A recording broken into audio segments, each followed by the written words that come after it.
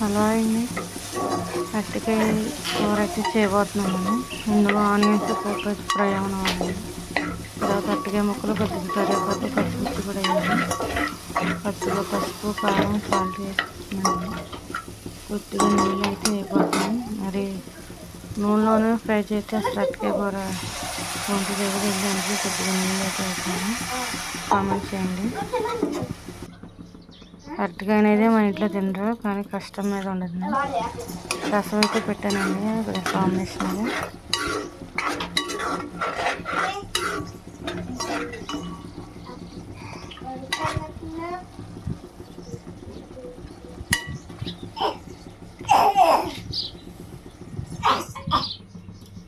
రసం అయితే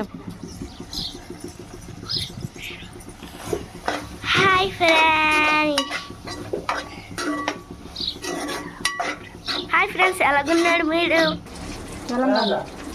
బాగున్నాడా?